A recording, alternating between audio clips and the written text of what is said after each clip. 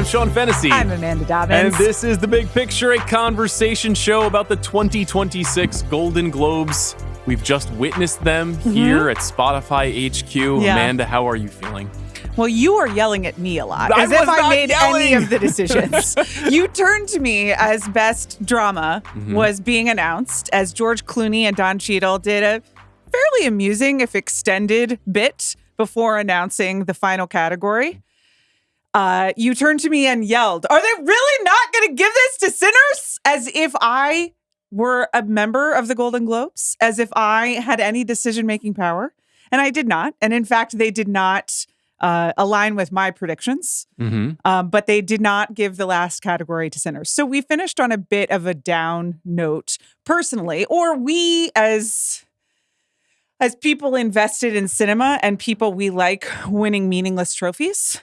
Well, I'd like to explore that with you. Yeah. So it was a huge night for One Battle After Another, which won Best Musical or Comedy, Best Director, and Best Original Screenplay, in addition to Best Supporting Actress for Tiana Taylor. Yes. One Battle was the big winner of the night. It It has been the big winner of award season throughout. I thought Paul Thomas Anderson gave 2 really good speeches. I thought Tiana Taylor gave a good speech.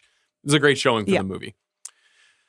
I do feel stupid for a variety of reasons, not just because I was like 4 for 19 in my predictions. You started out strong. I don't even remember what I started Best out with. Supporting Actress was the first award given. Okay. And so you did pick Tiana Taylor. Yes. I started our conversation on the predictions episode by saying, I'm feeling very bored by all this. Everything feels very predictable this season. While making my predictions, I think I was trying to manifest a swerve, a change in the narrative, something different. Yeah. And I made all these crazy picks that had no chance of winning. Michael B. Jordan winning Best Actor in a Drama. Right. Or who else did I put? Emma Stone winning for Begonia. Like things that have not really had any precedent of happening. And the most obvious place to quote unquote zag here, which is really obvious when you look back, is to say Hamnet for Best Drama. And correct. You and I didn't pick it. You picked it was just an accident, which I thought was interesting. And your rationale was 100% on the money. Right. Which was you thought that what?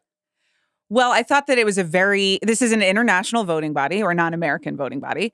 There were a huge number of international nominees across the acting categories, screenplay, directing, and of course, both Best Drama and Best Musical and Comedy. And it was just an accident. Was also nominated in screenplay, director, international, and in Best Drama. So I thought, there is a broader international voting base, and this is a movie that has a lot of nominations.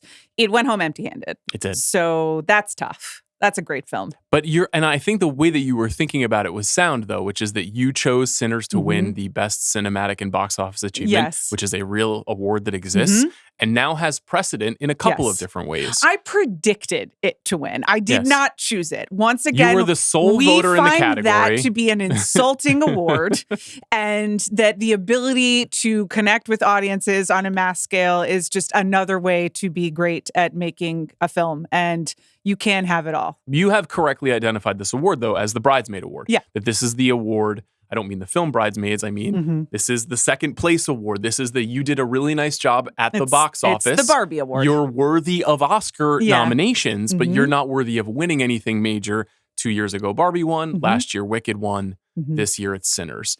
And you said Sinners is going to win here. And it did. You were right about that. And I have to go somewhere else because I don't think that they're going to repeat Sinners in this spot. And for whatever reason, I just wasn't really thinking hard about it. I think it's because you were holding a grudge against Hamnet that you maybe just didn't want to go in that direction. No, I was trying to, I was thinking international. Okay. And Hamnet is an international film. It's sort of. As Jessie Buckley noted, an Irish cast, a Chinese filmmaker, a Polish crew. So, it's not a foreign language film, but it is an international movie in some respects. And it won here. And in retrospect, it's obvious. And I did say to you while we were watching the show, we've been saying all along, it's One Battle and Sinners has been in second place all along. But many people said Hamnet is not a critic's film. It's an industry film. It's a film that once people in the Academy start watching it, that they're going to like more than critics are going to like it.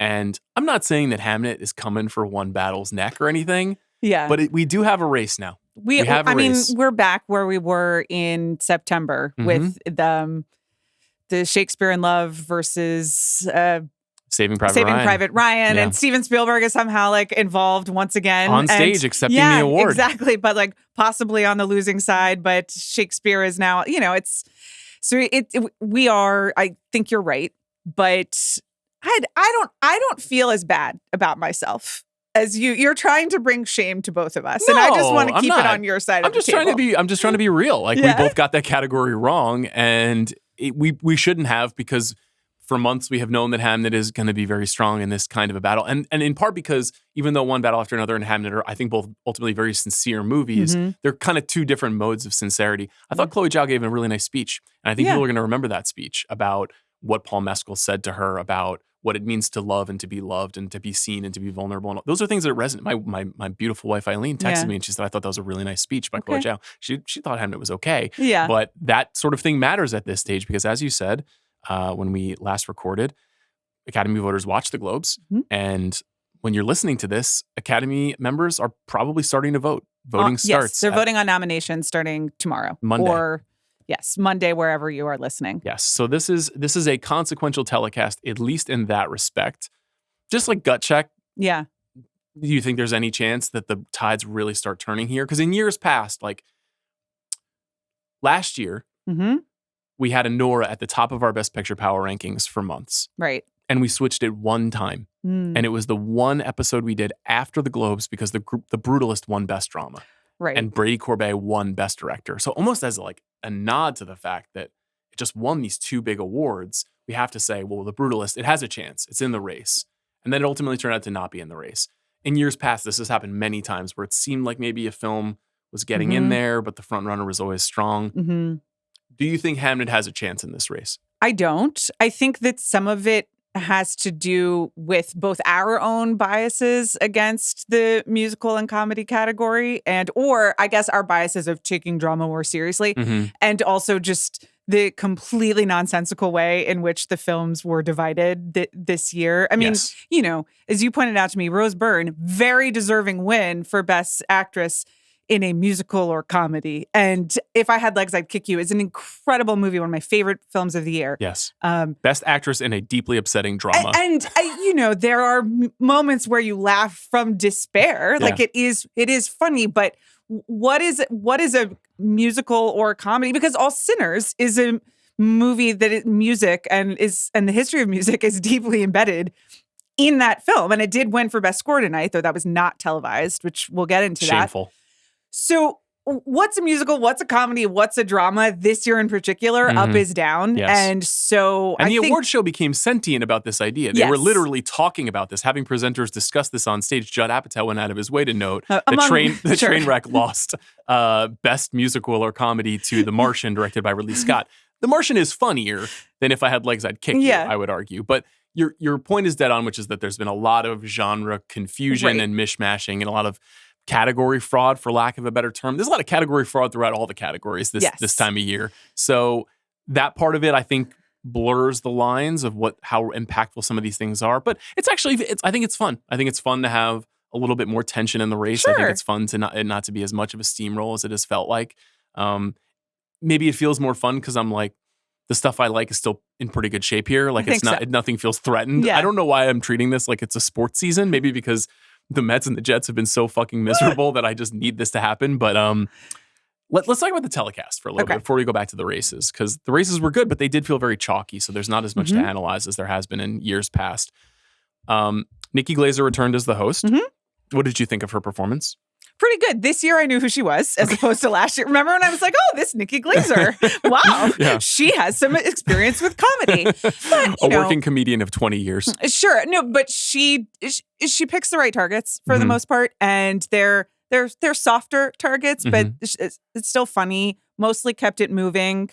She had like a dig or two at CBS News on CBS, which I appreciated. Me too. The musical numbers are not funny, but a bit long for my taste. And I personally would take some of the costume changes in a different direction. Okay. But I thought that she did a good job. I thought she was pretty funny. Yeah. I thought she was really funny last year. Maybe a little bit less funny this year, but she does feel much more comfortable going bing, bing, bing, treating the monologue like a roast. And that's obviously something she's best at. Her returned barbs towards Kevin Hart, who's a friend of hers, are reminiscent of a lot of the barbs she's thrown Kevin Hart's ways over the years during roasts. That's where she's at her best. Yeah. And I thought her shots at Chalamet were pretty funny. I thought Wicked was back with Wicked for Money was probably my favorite joke of the night. I thought her Sean Penn joke was very funny. You know, a lot of people talk the talk, but Sean Penn, you actually go to the places in the world that need help the most and do cocaine there. And that was a great laugh line. She had the George Clooney troubleshooting Nespresso moment. It's really very, very funny. So the jokes were pretty good. Yeah. I found the intersegments and the musical number to be a little wanting. We can talk about the podcast awards in a moment. Yeah. That was a little bit funnier. The show started with no clips for the supporting actor and actress awards, and that's evil. Right. We reject that here on the show. They did eventually start introducing some clips. Yes. Starting with podcast awards. Okay. Yeah. Well, we can start with that. They also gave us a clip of screenwriting in Hamnet, and they just really focused on the point where he says, "Who are you looking for? William Shakespeare." So once again, clips highlighting the best of the work that we see every year. That's helpful. The show was about 3 hours and 15 minutes. So it wasn't brisk, but it wasn't over long, I would say, especially because they also have to hand out a trundle of TV awards, most of which also seemed pretty predictable and not super interesting. Congratulations to the nice people of Adolescence. Yeah, they did very well tonight. The Pit did very well tonight. Was nice to see Ray Seahorn up there for Pluribus, one of my favorite shows of the year. Something that was not good about the show, not even a little bit good, was the play-by-play announcers speaking while winners went to the stage. Yeah. Kevin Frazier and Mark Malkin were doing, I guess, banter. I mean, it seemed like they had some factoids, but they were also trying to feel it out and find the energy in the room. And listen, it's hard to find the energy in the room. We get there most days. Yeah. Sometimes we don't. They were not getting there. No. It was excruciating. I almost climbed under our theater chair multiple times. I found it deeply unpleasant. And that's a small chair. Yeah. I found their banter to be often ill-informed and boring. Yes. It also had the performative, aren't we having fun, everyone? quality to it, which is obviously not great. When you combine that with the Bachelorette Party circa 2009 soundtrack, it was very they would seem like strip club DJs to me, where I was just Usher was going hard in the paint as Clyburn Mendoza-Filho was going to the stage. No, it was not. Usher played as Stellan Skarsgård made his way to the stage to accept Best Supporting Actor for Sentimental Value. Please, I've written them down. Return of the Mac played as Macaulay Culkin came out. That was excellent. Yeah. Espresso, after Paul Thomas Anderson's Best Director speech into animated feature. Pond to replay as everyone from The Secret Agent made their way back from the table 324 or whatever. A little questionable. The further the table was, the longer the music played, and also the longer those two people whose names I don't remember had to vamp. Pink Pony Club as the Heated Rivalry guys came out. Yes, that was funny. Which I enjoyed. Isn't She Lovely for Jessie Buckley's. And at some point it really did turn into fourth hour of a wedding, clear the dance floor situation. We Found Love in a Hopeless Place for One Battle After Another's triumphant win. And then just straight up Celebrate for when Hamnet won Best Drama. Yes. That's really... Because when you think Hamnet, you think Celebrate. And apparently, after they wrapped the Globe scene in Hamnet, I'm not making this up, this isn't me doing a bit, they, as a cathartic moment for everyone in the theater, they had a dance party to We Found Love in a Hopeless Place by Rihanna, on the Globe set. Okay. So I found that very weird that they couldn't even cue those music cues up if they wanted something incongruous. Very strange. Yeah. I liked the soundtrack. I guess it kept the energy up during the show, and just a lot of recognizable mid-tier mom jams. That's I don't really know what else to call it. It wasn't bad music. It was good pop music, I suppose, but it was once again, with the sort of reckoning of the movies that you like are going to win Best Picture at the Academy Awards, it's it is all coming for the middle-aged people of the millennial generation. That's fine. All of this is coming to the fore, where it's That's great. The oldies that are playing at award shows is fucking Pond to Replay. Like, how did we get here?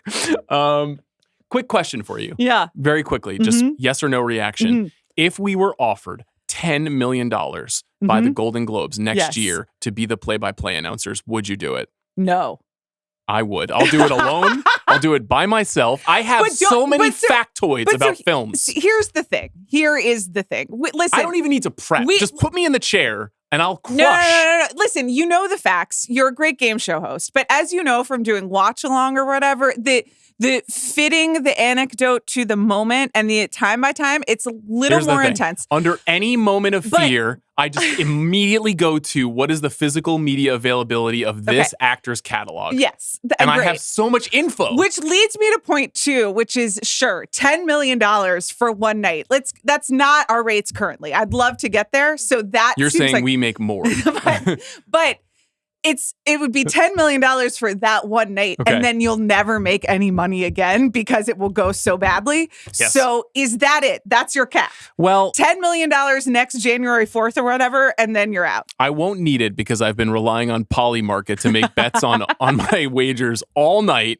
And thanks to my wonderful predictions, I am now a quadrillionaire. Right. Polymarket odds were shown during the telecast of this show. They sure were. They were shown apparently in the building, in the theater. Oh. They were flashing them on screens to the attendees of the Golden Globes, which is, of course, historically, this very sloshy, insidery, fame-packed small room where really like a ton of very, very well-known people. In fact, we bemoaned last year the kind of lack of heavyweight stardom at the Oscars. But this year, we had one table alone that featured George Clooney, Julia Roberts, and Adam Sandler. Yes. This was a very starry night. Leonardo DiCaprio was in the crowd tonight. Sure. There were a lot of heavyweight famous people, young and old, and they were showing fucking Polymarket on the board. It was the lower, it was the Chiron as people were mingling.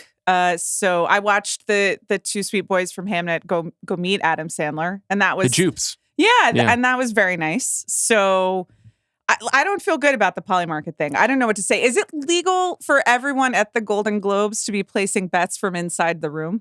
It's a wonderful question. Okay. I have to assume yes. Okay. Although there is no online gambling in California, right? Oh. So no. So, well, then how's everyone doing it? Well, nobody in California is doing it, in theory. Okay. But the thing that flashed in my mind when I was thinking about this Polymarket thing, one, I was like, get off my corner. I'm the guy who incorrectly predicts the Golden Globes here. Two, it felt very much like Adrian Wojnarowski, former all-knowing savant of the NBA, a reporter who had all the information and broke news all the time, would literally spoil the upcoming draft picks in the NBA draft while the NBA draft telecast was happening on ESPN. And he was sort of undermining the TV property that he was working for and working on. And this sort of worked in the same way, where it was like, coming up next, Cinematic and Box Office Achievement Award. Here are the odds. Sinners is at 87%. It's like, okay, so if Sinners doesn't win, it's going to be like the upset of all upsets on a night with virtually no upsets. I thought it was very strange. Let's talk briefly about the podcast award before we start getting into the nitty gritty of all of the film awards. So it opened with an AMC Nicole Kidman style spoof. Yes. Starring Nikki Glaser. Yes. Did you think that was funny? Well, she was wearing the silver pinstripe jacket, and then she went to the AMC theaters, and it was closed under construction, which I did think was funny. And then she said, "We come to our car for podcasts," which is still how I, at least, I hope that none of you are watching this on YouTube while in your car. Okay, please be safe. Well, usually you have to be parked to watch to utilize if you have a screen in your car, the viewing, but you might have it on your phone. Yeah, and to that I say, please wear your seatbelt and don't watch this podcast and drive. Thank you, your podcast mom. The good news is, yes, no one who listens to this show has their driver's license. They're all 15 and under. It was wonderful to hear our friend Griffin Newman's voice in the fake Bombas ad, or maybe the real Bombas ad? Question mark? I don't know. They make great baby socks. I wasn't paid to say that. That's wonderful. It was nice to see Mark Maron in that advertisement. The award itself was given out by Snoop Dogg. Yeah. And Snoop Dogg, yet another indication of how everything that seemed cutting edge and exciting in the 90s is just like warm and fuzzy nostalgia for people in their 40s and 50s now. And good hang with Amy Poehler won. Wonderful. And I say, great. Yeah. The Ringer has a Golden Globe. It's incredible. Kaya fucking McMullen has a Golden Globe. Shout out to Kaya. I'm thrilled for Kaya. It's amazing. Bill Simmons' name uttered on stage at the Golden Globes. That's a great podcast. I would like to say, because in the Nikki Glaser quote, or the spoof, they played clips from podcasts, and they played a recent Good Hang clip, which Amy Poehler and Gwyneth Paltrow discuss having dinner at 6 p.m. and what a joy that is. Deeply relatable. I would just it's not deeply relatable because we are not successful enough to get the 6 p.m. reservation. That is Golden Globe privilege right there. We can only get 5. I thought they were saying 6 is taken for rich people at this point. I thought they were saying I eat at home at 6. Oh, no. I think that Gwyneth's I do a 5:40. I did a 5:45 last night, and that suggests to me that it was a 5:45 reservation. Okay. You know? Okay. But yeah, sure. I can't get the 6 p.m. 6:15. At San Are you Vicente kidding? Bungalow? What are we talking about here?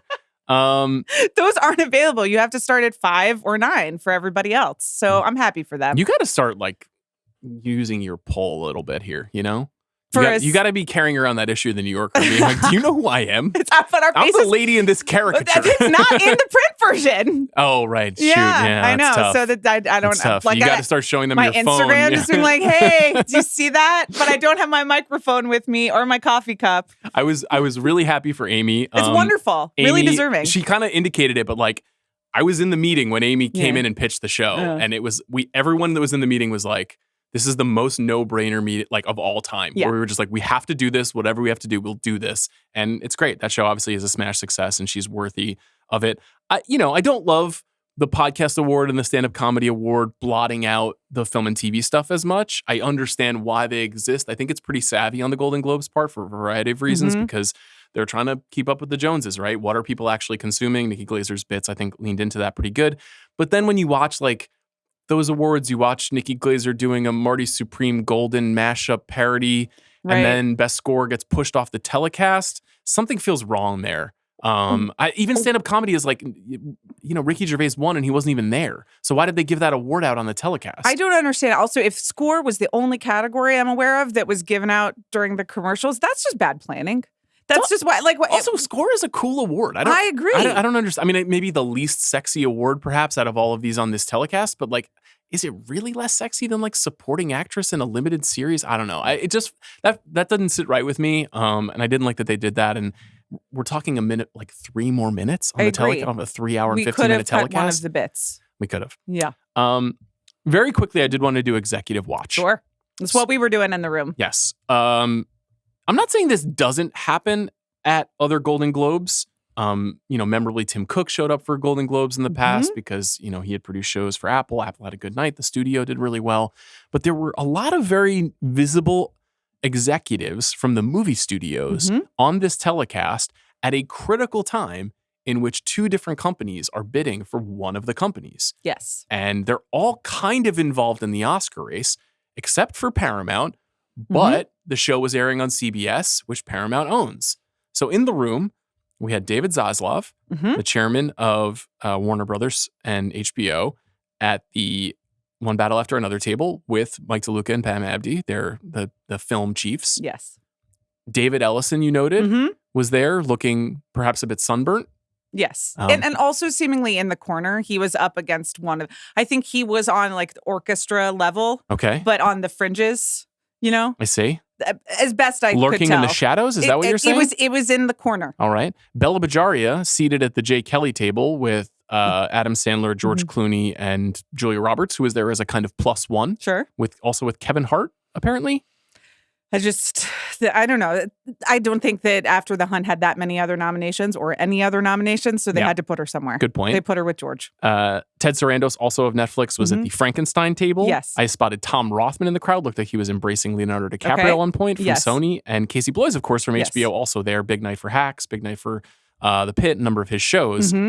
And I'm saying all this because there was some interesting synergy. There was a very lame cross-promotional moment in which UFC fighters came out to introduce the heated rivalry stars.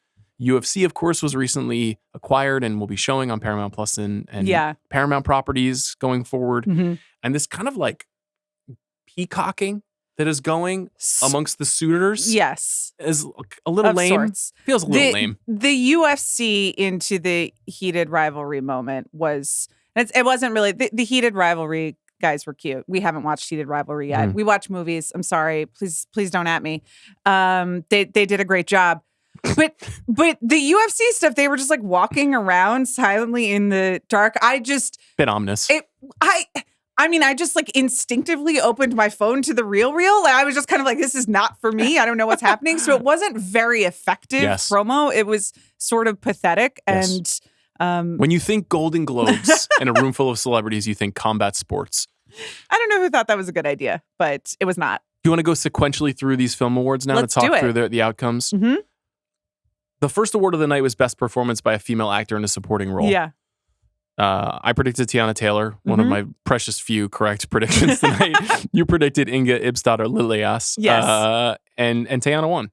And she gave a spirited speech. She had some sort of like butterfly knot medallion tied in the back of her dress that she pointed out. And then she spoke. Yeah, it was like a bow, sort of. Yeah. Yeah. Anyway. She spoke of God and Jesus and her Savior. Mm-hmm. And then I thought gave a pretty good speech. I think she had the right energy to open the show.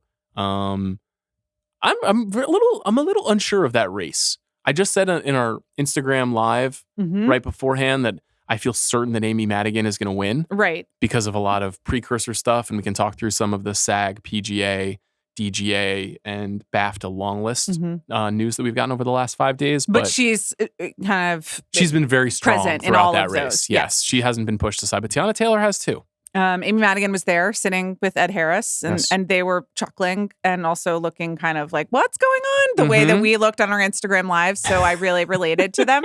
They actually are grandma and grandpa, though we're not. So they have an excuse of having lived. They were both wearing their reading glasses, which maybe it's time for us. Might be time. So no, I think Tiana Taylor is very much in the mix, though I agree that this feels less settled. I like this speech. It kind of built in momentum to, a tribute to all the other brown and black women, and especially little girls watching this. And that was very lovely. It was moving, and she was pumped, She was pumped. And kind of like danced off the stage, yes. I believe, to my boo, Ghost Town DJs. That's right. Yeah. Banger. So you were mocking the music, but listen. Well, that was cool. I liked that. All right. And she did a little groove off the stage. I think I've said this before, but I think back on meeting Tiana Taylor in 2008 when she came into the Vibe magazine office, and she was like, "I'm going to be a huge star." And I was like, "Who are you?" And she may be an Academy Award winner. Yeah. Best performance by a male actor in a supporting role. Right. Now, this was surprising. This, to me, was the lone true surprise of the night. Yeah. Not that it was an unwarranted victory, but we both picked Benicio del Toro to win. Yes. He has been the chalk pick in this category throughout the season. I was proclaiming that I feel like there's a strong chance that Jacob Elordi has a powerful upset in him. You were like, category. I think this is going to happen. Yes. Yeah. At the Oscars in a few months. Sure. And maybe it's the other way. Maybe it's what happened tonight. Maybe it's Stellan Skarsgård for sentimental value. I could see it. I was kicking myself because when we were doing our predictions, I picked Inger Ibstadar Lilias from sentimental value and supporting. But I remember saying aloud, but like maybe they'll do the supporting for Stellan in supporting actor. And that turned out to be the case. But there is a huge amount of support for sentimental value. I told you on our live that my husband watched Sentimental Value yesterday. Absolutely loved it, and then was just basically like, Amanda, what's wrong with you? A common refrain that's come in your direction. I'm working through it. I liked it, and I just didn't, emotionally get there. So maybe I will. But I thought he gave a great speech. He gave a wonderful speech. He spoke very briefly about the people who worked on the film with him and had brief remarks. He had a very amusing dedication to his wife that indicated some sort of sexual power. And his children. And his children, yes, who've been telling him what a bad father he's been in recent years. And he and Alexander Skarsgård have been on the trail together, and they've been very funny together. But then he spent a minute of his speech talking about the importance of seeing movies in movie theaters. He said, let cinema be seen in cinemas. And he was the only person to talk about that all night at this moment when, the Netflix executives are sitting nearby the Warner's executives, nearby the Paramount executives, and there's this obviously is this real sense of doom around theatrical movie going in Hollywood the last year or so. and he spoke to it. Yeah. Someone else did give an acceptance speech about how they proposed to someone in a movie theater, but I can't remember right now. I think it was another producer accepting, which we'll get to. Okay. Best original song. Mm-hmm. So Golden from K-Pop Demon Hunters won. We picked both of this. We're gonna need to work on this speech before we get to the. It's okay. Mm-hmm. You know, it's your first time accepting. Not everyone, nails it when they get up there, but we're gonna need to work on tempo. We're gonna need to work on focus. I want this for Golden. Mm-hmm. I just we got to practice. You're referring and economize. to EJ's acceptance speech, one of the co-writers of Golden, mm-hmm. and she spoke with a tremendous amount of sincerity and burst into tears. Yes. And she said all she wanted to do when she grew up was be an idol. Now, if you've seen the film and you've heard the song Your Idol, there's some acknowledgement. She quoted herself in the speech. I think it was more the energy that was a little off. It was the energy. It was the pacing. Like I said, we gotta practice and focus. It's okay to be surprised, mm-hmm. but we do need to prepare mm-hmm. for the inevitable Oscar win. So we've learned. We're all about learning and growing here on the big picture. You're not campaigning for Train Dreams from Train Dreams by Nick Cave. That was a perfectly predictable win. Yes, we both did predict that. Best original score you mentioned, mm-hmm. Ludwig Göransson from Sinners won this. We didn't see it. You predicted this. Yeah. Best original screenplay. Yeah. Best screenplay, period. Only mm-hmm. one screenplay category at the Golden Globes. We both predicted Ryan Coogler. Right. Because I think we were trying to account for you can't just give cinematic and box office achievement to just Sinners and that be the only award they win. They surely wouldn't do that, right? And also because I do think we think it has a real chance in original screenplay at the Oscars. I think it's the front runner. Yeah. Yeah. I feel it's the front runner. Obviously, One Battle After Another is considered an mm-hmm. adaptation, but they were competing against each other in this category. Paul Thomas Anderson won for One Battle. I loved this speech. It was wonderful. He talked a lot about how he's a magpie and that he steals from everybody. And he cited stealing from Shayla McHale, also known as Jungle Pussy, who's mm-hmm. in the film, and a line from her, which appears on the note that Tiana Taylor's character writes. Talked about Nina Simone, Thomas Pynchon, of course, whose novel he worked on, he adapted. So I thought that was a really, really good speech. Yeah, very wonderful. low key. PTA was very subdued tonight, very easygoing. He cradled both awards like little babies. Yes, he said, I got a GG. Yeah. Yeah. That's cute. It was nice. It was a nice moment. I do think that he and Ryan Coogler are the strong frontrunners in those categories. Yeah. Best performance by a female actor, musical, or comedy. Now, you predicted Rose Byrne, and she did win. I picked it Emma Stone because I was like, I don't know what's going on here. Maybe this will happen. And as we discussed, Begonia is rising.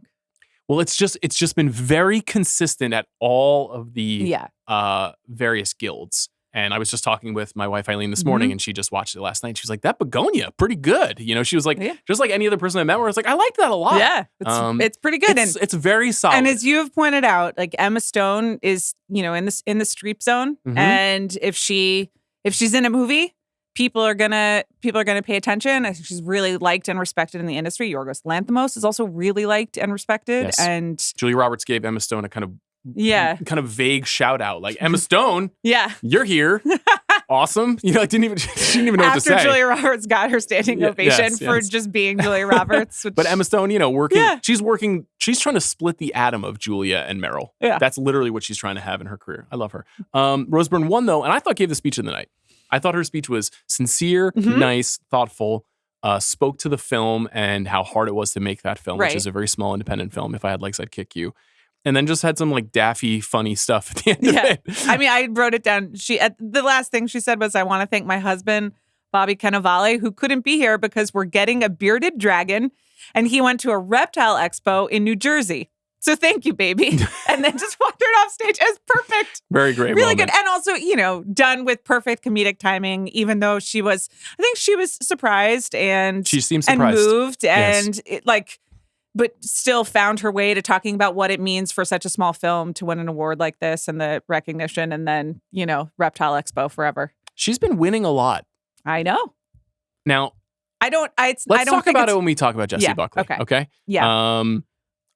I I also love that movie. I think it's an amazing achievement. It doesn't work without her, obviously. The camera is on top of her face the whole time. I thought her shout out to Mary Bronstein was really nice. You could see Mary Bronstein was really moved in the audience. To me, this is the good of award shows. Is like, shine a light on a movie like this. Shine a light on sentimental value. Shine a light on a movie that you haven't heard of that you might be interested in. It's like, this is the upside. I have some notes for the Golden Globes that we can talk about at the end of this show about what their value is and what their purpose is. Historically, they've been very receptive to those. So I think you should give them. No, the problem is they've been too receptive. That's actually the issue, is they've been listening, and I'm worried about that. But we'll keep going through these categories. So best performance by a male actor, musical, or comedy. I think this is where I was personally trying to manifest some drama. Okay. And I'm fascinated by there being not the drama I thought there was going to be. So Timothée Chalamet won. He did. In this category. And then he has given his second consecutive, fairly mild-mannered, very subdued, reserved, humbled speech. In this speech, he talked about how his dad taught him the importance of gratitude. Yes. He did, Would you say that's something that you practice?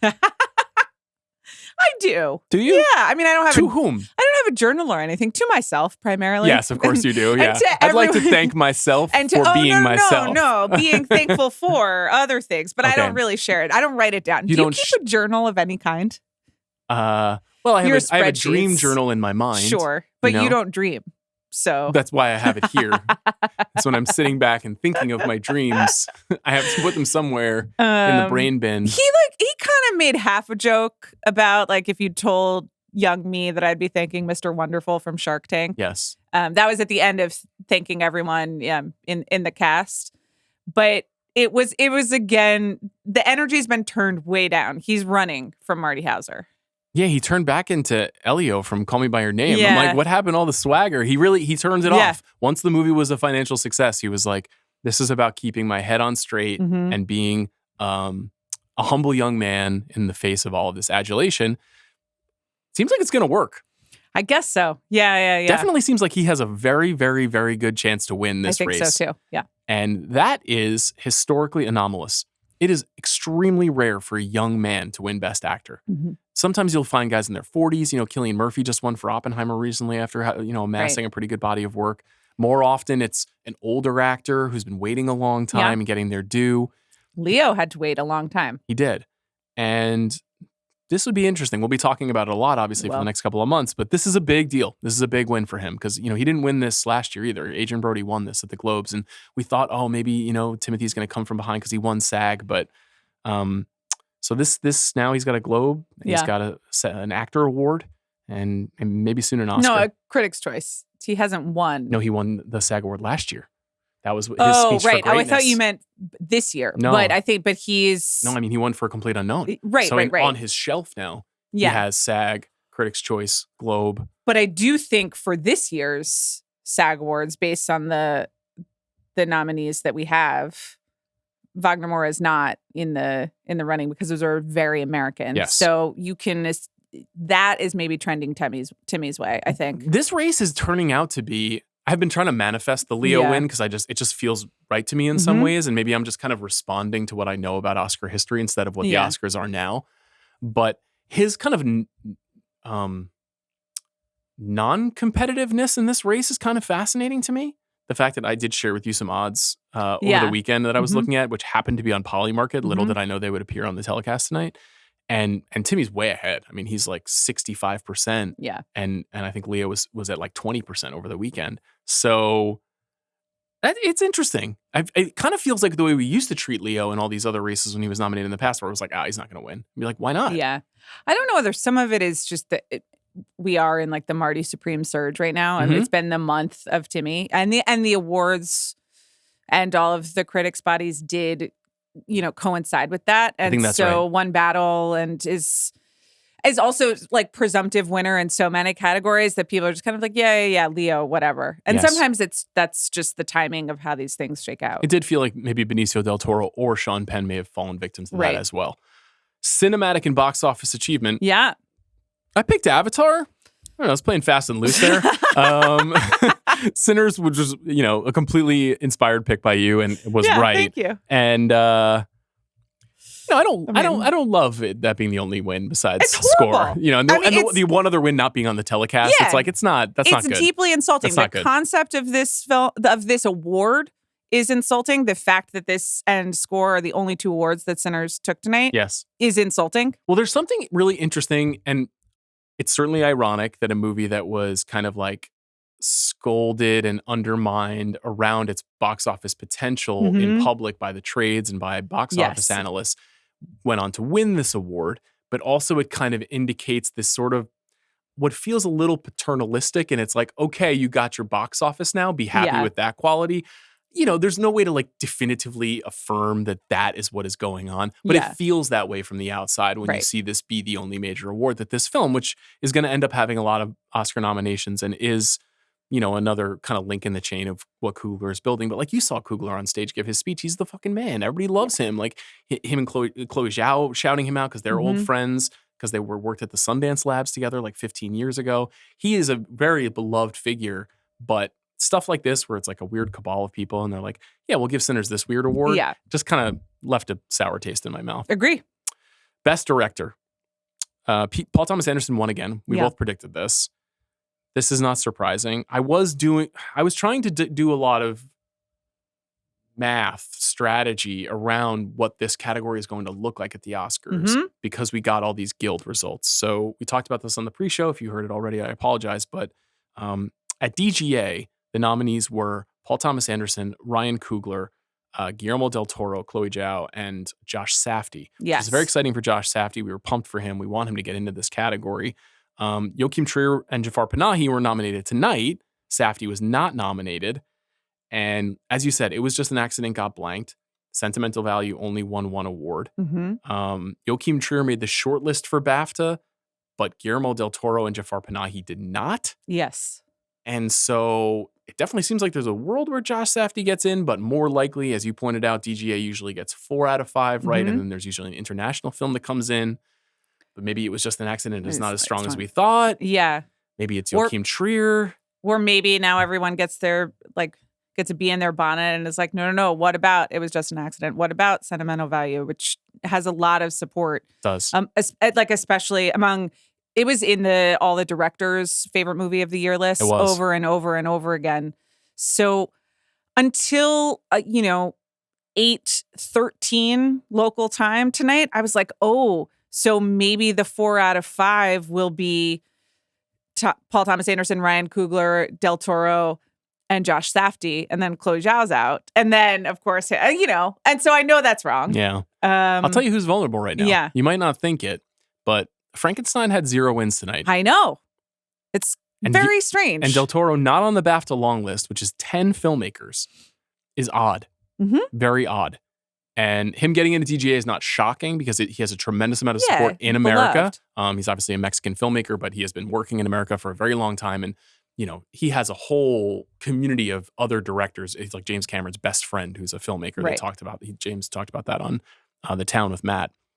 And so that's kind of an interesting one to parse out. I look forward to seeing what happens on the 22nd with that one, because that 5th slot could be any number of films and might be indicative of other aspects of the race. PTA won. Gave a great speech. Lovely. He dedicated this speech to 2 people. If you heard me talk about how One Battle After Another got made on our One Battle mailbag episode, about how his long relationship with Mike DeLuca kind of allowed for a movie like this to come along some 30 years after they made Boogie Nights together, he talked in depth about how DeLuca has been an avid supporter of his, a kind of benefactor in some ways for many of his films over the years. And then he went on to thank Adam Sumner, to whom One Battle is dedicated. That's a longtime assistant director who worked with Steven Spielberg and PTA and a number of other people, and died last year, very tragically. And so I thought that was also a very nice speech by Paul. Lovely. Best Motion Picture Animated. The winner was Elio. It was really exciting. Congrats to the producers of Elio. Yeah. No, it was K-pop Demon Hunters. Oh, right. Yeah. Right. Cool. That's great. Ted Sarandos stood up, standing ovation for that one. Wow. Yeah. Thank you to Sony Pictures Animation as well. Best Motion Picture Non-English Language. Now, you chose The Secret Agent. I did. I chose It Was Just an Accident. Yes. I think we both had the same thought, which is like, it was just an accident. It has to get a big win here. Right.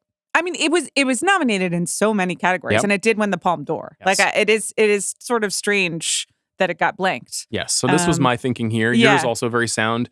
And The Secret Agent, of course, did win. Yes. It has now won the New York Film Critics Circle Award for International Non-English Language, the Los Angeles Film Critics, the National Society of Film Critics, Critics' Choice, and Globes. This is, if you had told me the day after Cannes ended, even though that this film won Best Director, Kleber Mendoza Filho won Best Director, and did Wagner Moore also win Best Actor at Cannes? I think he did.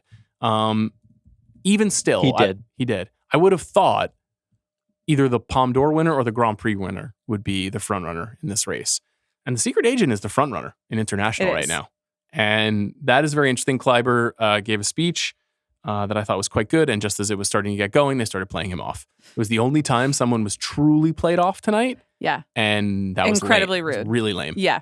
All of the choices to kind of like cut out the celebration of film and filmmakers sucked tonight. And they got to do something about that.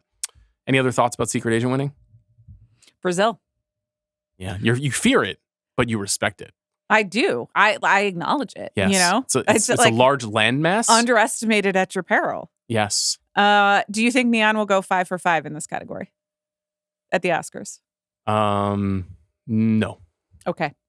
If I had to put money on it, I would probably put The Voice of Hind Rajab in this category. Okay. Yeah. And say either one of Sirat or No Other Choice are out. Okay. But I don't know. All right. How do you feel? I think Neon is very good at this category. I think, and I do wonder whether this is like the conclusion of Neon Gaming, the international feature category, and then they redo it. But like, no disrespect, like I love what they're doing with getting these films in front of people. It's really cool. I was mentioning the No Other Choice did really good business this weekend. Yeah. You know, it was on like over 2,000 screens. It made almost $4 million. Like, it's doing really well. And I want for that. I do think it's a little weird to go to Cannes and just like buy every movie you think is going to win the Palme and be like, we're going to put all these out and it's going to be okay. And then they all compete against each other all year long. It's a little weird. I mean, I say that more as like we've talked about how they need to redo international feature as a category, and that I don't think it should be one film per country. Yeah, I completely agree. But so that maybe Neon's strategy has brought a lot of wonderful films. And I hope they keep doing that. And then maybe we also then redo that category slightly. Best performance by a female actor in a drama. Yeah. Jessie Buckley was predicted by both of us and she won. Yes, she did. She gave a nice speech. Very sincere. She seemed surprised, which is a little hard to believe. Yeah, she was visibly shaking in one of the camera angles. So I think it is probably pretty stressful to get up in front of all of those people and know that you're being watched by millions more and have to give a speech. I see. I would find it stressful. You think you'll win a Golden Globe? I don't actually. You know, okay. Because I don't know if I have a spare Make a note of that. I don't have a spare, what is it? 5,000 or what the submission fee? Yeah. that's going to preschool. I'm looking forward to being on stage next year. You'll be winning? What will you be winning for? Us three. Oh wow. Oh, for best podcast. Ringer goes back to back. You think they'll be submitting us? Yes, and I will be the one accepting the award, of course. I fully accept that. I'm down with that, Jack. If we win, it is my solemn promise to you, you will be the only person who speaks. Okay. Sounds good. Buckley versus Rose Byrne. I mean, I think we know it's going to be Buckley, but I'm loving the Rose Byrne. I mean, if it's a sudden, this is not an exact comparison, but was it Olivia Colman defeating Glenn Close, where it's at the last moment, and then Olivia Colman just yelling "Lady Gaga" is the last thing she said before she went off the stage. There's a similar Colman Rose Byrne energy to it. That's one of the great speeches, and she points at her husband, being like, "You're gonna cry." So maybe you could have a late breaker in that way. Okay, but you think I think Buckley all the way down. I think at this moment, were I placing money, which I'm not allowed to do because I'm a resident of California, and also I do this but also job. An employee of Polymarket, yes. I meant to say earlier, I'm pretty sure there's a legal wraparound gray area thing where people in California can place wagers on Polymarket. I'm not positive, but I think so. You mean Polymarket is going around the law in some way? I am saying that. Jack, I'm shocked. This is not shocked to find the This is not a gambling podcast. The predictions are for fun. Yeah. We're not advising anyone spend any money on these things. We are merely talking with very strained and often inaccurate expertise. I think, one of the things I liked related to this category was Julia Roberts shouting out Ava Victor. That was also a legitimately cool thing. Yeah. And another example of an extremely famous person showing love to a less famous person who made an indie film. She was doing it literally after the envelope had been opened. Yes. And she knew she was who really, had won. she was full Julia, I would say, in that moment. It's powerful. And there's a reason that everyone stood up. I mean, I think we do all yearn for it, but she was like really. Do you think they were standing because of the message of After the Hunt? They were like, thank you for being so brave to tell us. We all understood what that epilogue was about. If you had an affair with an older man as a young girl, you should definitely tape a photo of him to the bottom of your bathroom sink. That is the major takeaway. Also, when you have major ulcers and then are exposed and fired, you should go back to the Indian restaurant in New Haven with your nemesis and have an inconclusive tete-a-tete. What an insane movie. If the makers of that film came and they sat down next to us and they said, we think this movie is so funny and we made it as a very arch satire, I would accept that and enjoy it more. Okay. If there's any part of any of them, it was like we made points. Some points were made. As soon as Luca Guadagnino and Julia Roberts sit down in between us. They've both been on this show. I know, but if they sat down together, whatever they say about that movie, we're like, you want them to totally sit in your bedroom is where you want them to sit. Okay. I want to get drunk with both of them and then go shopping. Best performance by a male actor drama. Now, you were right on the money with this. I think I was definitely searching for some sort of mystery. Again, that swerve that I was thinking of by choosing Michael B. Jordan. There's nothing in the math that would have told me Michael B. Jordan was going to win here. But I was like, another famous person to get on stage. This could be a cool moment. But of course, Wagner Moura did win. He did. Gave a very nice speech. Gave a Brazilian dedication at the end. I think he's thought to be in third place in this race. If he had been nominated for a SAG award, I would have said after this win, he's in second place. Okay. SAG not super predictive because of its bias against non-English language films. I mentioned on the live show that for the Ensemble Award, they have only nominated one non-English language film in Best Ensemble in the last 5 years. And that film was Emilia Perez. So SAG is not predictive at all in these categories anymore. So Wagner Moura is still in the game. Yeah. Gave a good speech. Looked very good. Like that suit. Oh, yeah. No, he always looks amazing and like incredibly stylish. I was just looking up. Glenn Close did win for The Wife in this category. At the Golden Globes. At the Screen Actors Guild. I see. Yeah. So, it can still. You just circled back to that 7 minutes later. It's like there are people who win everything and then up comes Olivia Colman, this is genuinely quite stressful. Wow, I don't know if I've ever heard you do British. What a moment. I've just watched that particular speech so many times I can remember the intonation. Oh, okay. That was great. Some voice work from you. My goodness. I won't be doing Wagner Moura's voice. I think He's too silky. Best motion picture, musical, or comedy. One Battle After Another was predicted by both of us. It won. I don't think any other film had a chance here. How sad that Richard Linklater had to compete against himself in this category, canceling himself out. Begonia, Marty Supreme, no other choice. We're not truly contending here. I like what you said about Marty Supreme being right in the thick of that moment, though, and I'm very pleased with how successful the movie has been. It's really doing quite well at the box office. I've loved the moment. Let's keep the moment going. Now let's talk about Best Motion Picture Drama. Okay.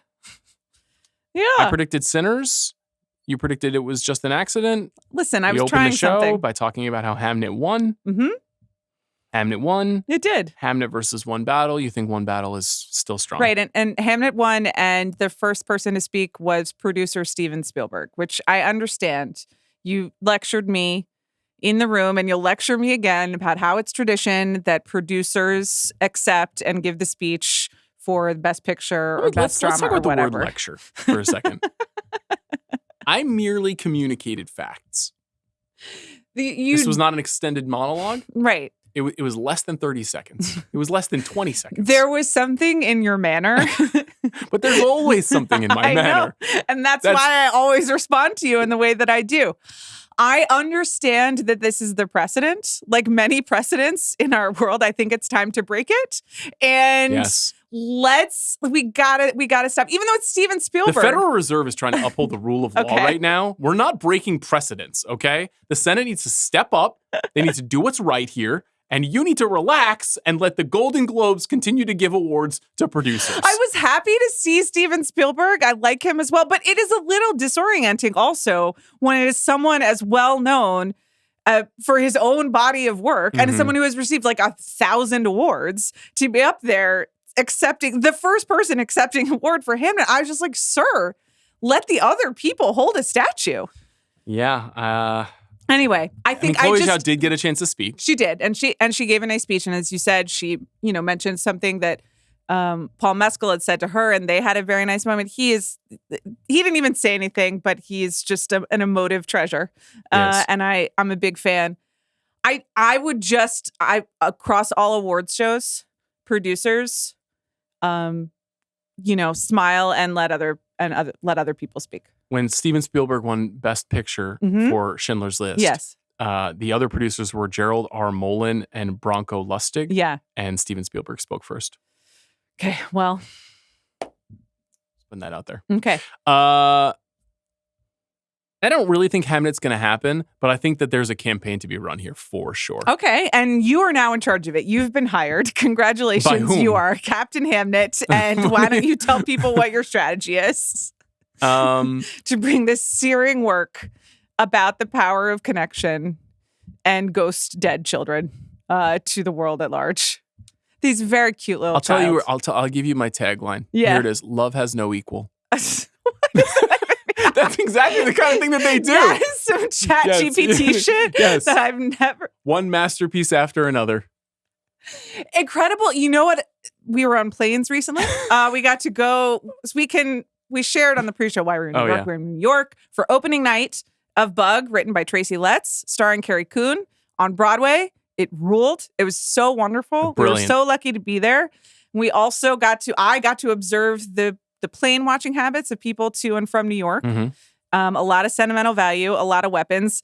But I also observed a new thing, which is people using Chat GPT visibly on their computers and me just reading what they're doing. Because that's not new, but that's new to you, I think. Use it. Well, I mean, I'm always looking at what people are doing on their computers. If you're on your computer on your plane, it's not a secure. That's true. It's not secure. It's an open network. I'm sorry. Yeah. That's just how it is. Stop looking at porn on planes, people. But I saw a lot of Chat GPT usage on these flights, and it was always to be like, "Can you explain this news story to me?" Sure. Yeah. I was just like, "This is we have What's hit going on rock with these bottom." whales? Yeah, that's literally what it was. And then it was like a lot of images. I can't believe this is what people are doing. Anyway. Yes, that sounds like a Chat GPT slogan that you wrote on plane. And I didn't. Congratulations on your Oscar, I guess. Right here with my extremely powerful mind. All right. Which many are calling, yep.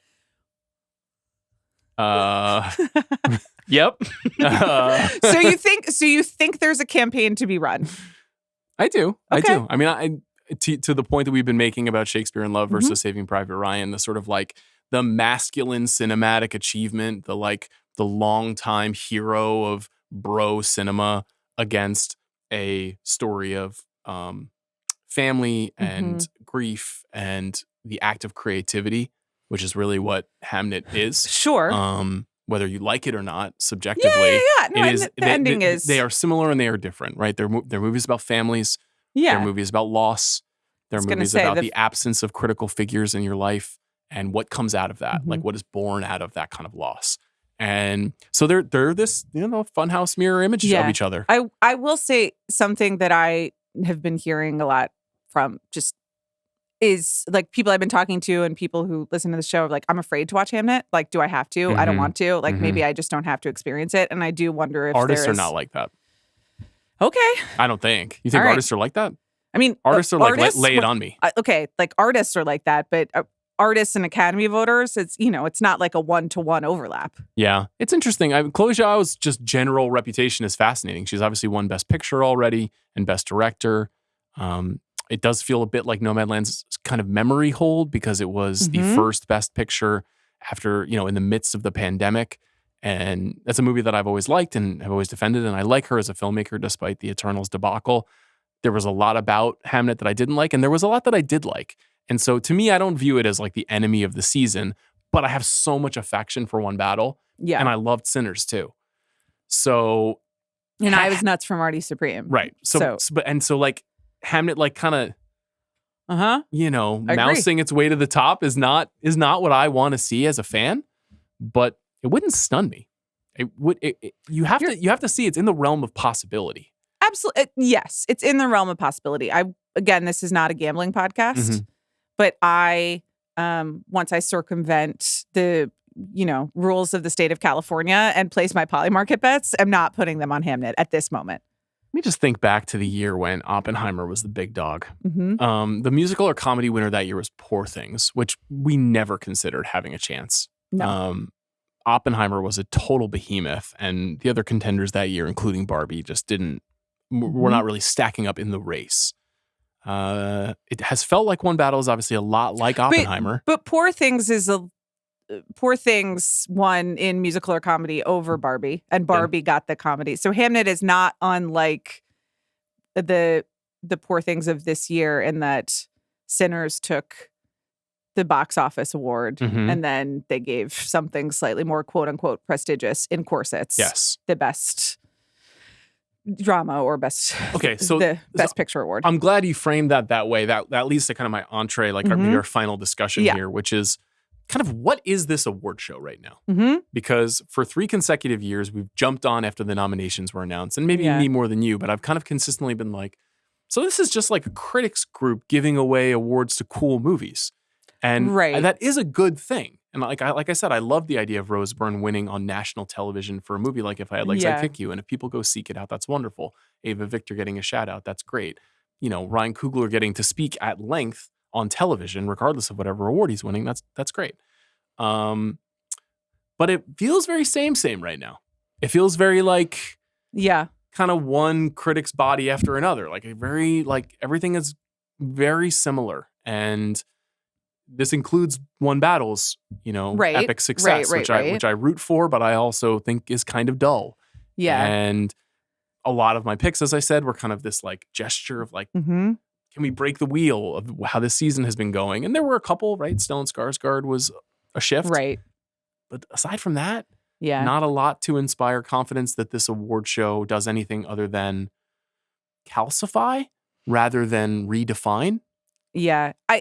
I would put it a different way, which is that we're basically just platforming the award season now. And these things start small and with us and limited release and with critics groups, and they start to get some attention. And hopefully you get people you get a Sinners or you even get a Marty Supreme. But that this is the stage where you put If I Had Legs, I'd Kick You in front of a larger audience. You put Hamnet, I guess, in front of a growing audience. And that movie's only made $11 million. And it really is the show. We make a lot of fun of the show, of the Golden Globes, I think rightfully so, as like a foreplay, a pay to play environment. And it is like it's everything is on display here, and they've added, more categories to just try to get more.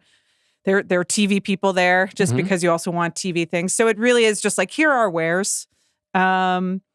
And this, I guess, the state of movies in particular are such that, I don't know, you get shiny things, and then hopefully people then do also pay attention to the If I Had Legs, I'd Kick You and the Sorry Babies and the Somethings of the world. But it's really just functioning as advertising at this point.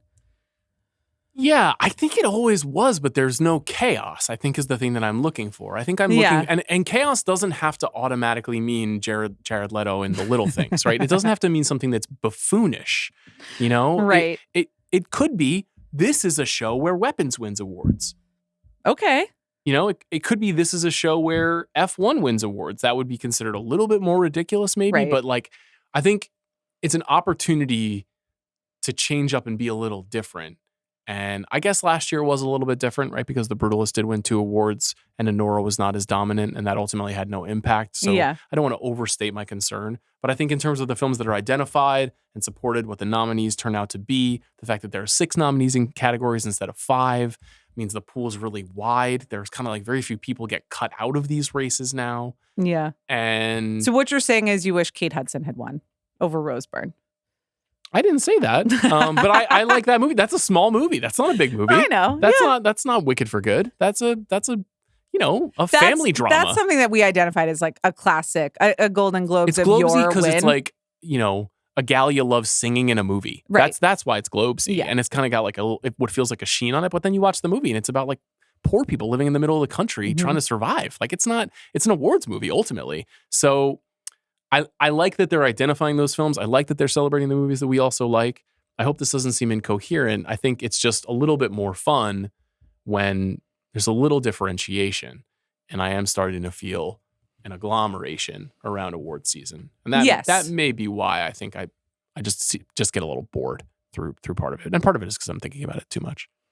Yeah. I think for most people, they're kind of logging on right now. And they're like, oh, okay. Yeah. And Rose Byrne made a movie? Yeah. Cool. I like her. What's that about? Yeah. Is it like Neighbors? Sort of. In a way.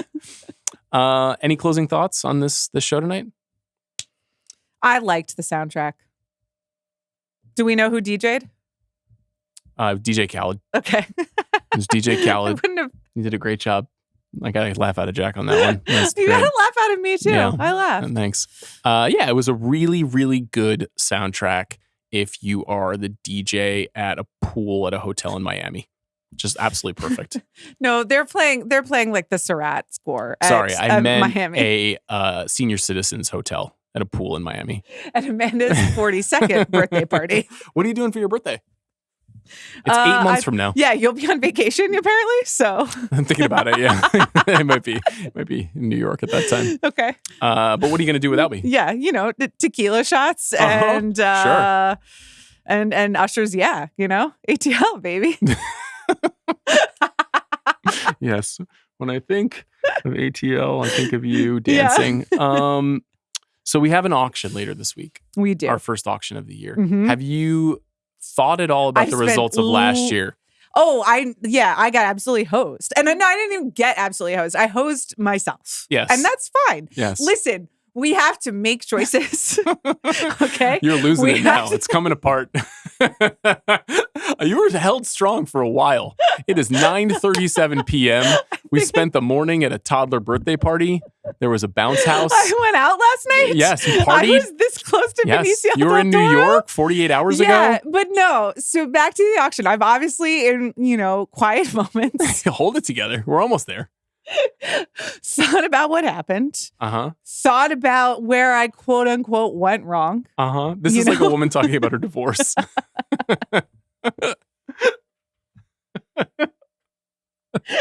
But just like to really bring it back to like this is you in therapy, right? Where you're like laugh crying through talking through every event of your life. If you think I ever cried in therapy, then you really don't understand my emotional state. Yeah. But to bring it back to like the Pinterest, slogans or whatever, I wouldn't take anything back, Yes, we know you don't apologize for being an idiot. I had to make the choices I needed to make. I think all of us made mistakes. We will recap the mistakes that we made and the successes that we had with the auction, and we'll auction off new movies. I do like the rules that we invented last year. I think we'll stick with those rules. I hated them. Okay, well, you failed at them, so that's probably why you don't like them. You all like sprung them on me, and then I was like, well, now I got to, I don't care what all the Thunderbolts kids want to see or whatever. The Thunderbolts kids? Yeah, all the children who are like, we're going to see Thunderbolts. That is not a sector of people. You just made that up. What's going on? I want to make my choice. Kids? I don't know. Okay. We got to take Amanda back to the recharge factory. She's run out of gas. So I want to live by my truth. Okay. Okay. Jack, what was your favorite moment from the night? Oh, man. Was it the 5 minutes when we talked about whether Kyle Tucker's going to the Mets? That was by far my favorite moment of the night. Yeah, that was pretty good. Do you think that's going to happen? Just put it on the record right now. Yes or no, Kyle Tucker to the Mets? No. I agree. Where does he play now? He was a Chicago Cub, longtime Houston Astro. He's an outfielder. Okay. Very good baseball cheater? player. I believe that predates his time with the Astros. All right. Or he may have been in the farm system at that point. Okay. Very, very talented hitter. And we sure could use him because right now we are dog shit. Mm-hmm. Okay. We can't really start talking. When spring training? 6 weeks. Oh, okay. That's nice. Coming up pretty soon. Okay. Less than 6 weeks. Pitchers and catchers, 25 days. Wow. Right? Don't they need to rest their shoulders a little more? Well, the Mets have been sitting for some time. They did not qualify for the playoffs this year, so they should be ready to go. Thanks to Jack Sanders for his work on this episode. Amanda, thanks to you. Thanks, John. You stepped up big time. Hang in there, mama. We'll see you guys later this week.